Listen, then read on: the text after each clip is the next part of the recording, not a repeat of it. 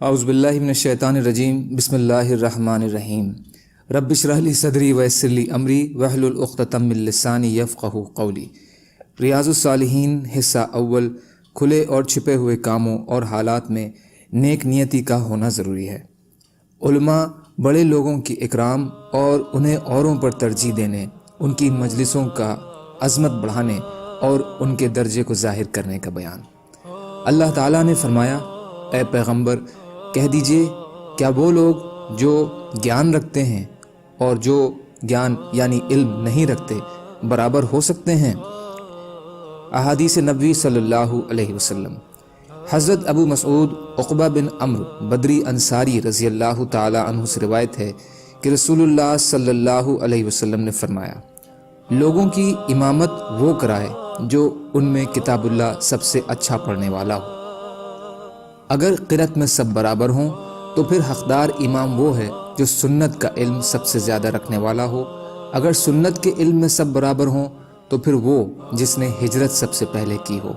اگر ہجرت بھی سب برابر ہوں تو پھر وہ جو عمر میں سب سے بڑا ہو، اور کوئی آدمی کسی دوسرے آدمی کے غلبے والی جگہ میں امامت نہ کرائے، یا یہ کہ وہ موجود نہ ہو، اور اس کے گھر میں اس کی خاص عزت والی جگہ پر اس کی اجازت کے بنا نہ بیٹھے۔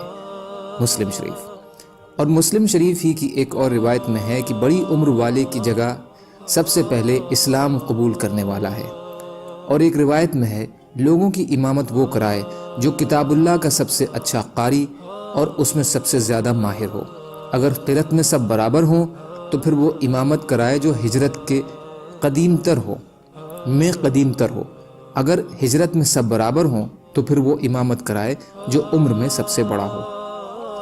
سلطانی سے مراد اس کے غلبہ اور تسلط اور حکمرانی کا علاقہ یا وہ جگہ ہے جو اس کے ساتھ خاص ہے، اور تکرمتہ کسی آدمی کا خاص بستر، چارپائی اور ان جیسی ہی چیز کو کہتے ہیں۔ فائدہ، اس میں درجہ بدرجہ امامت کے حقداروں کا بیان ہے۔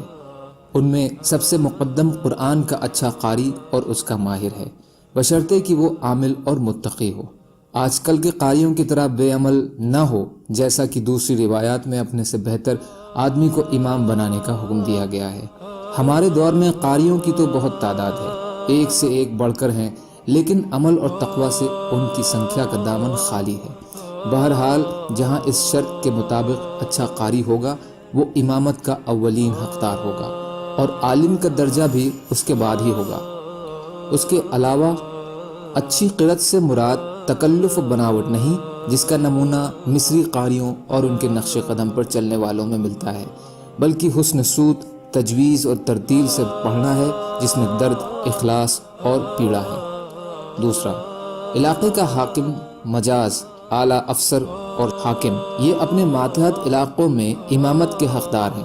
جیسے پہلے زمانے میں یہی حکمران لوگوں کے فیصلے کرنے اور علاقے کا انتظام کرنے کے ساتھ ساتھ لوگوں کو مسجدوں میں نماز بھی پڑھایا کرتے تھے۔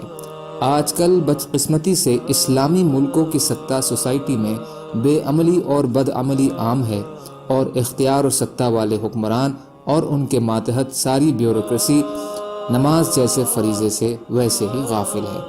تیسرا، کسی کے گھر، دفتر یا ادارے میں آدمی جائے تو صاحب خانہ کی خاص جگہ پر بیٹھنے سے بچا جائے، یا یہ کہ وہ خود اس کی اجازت دے۔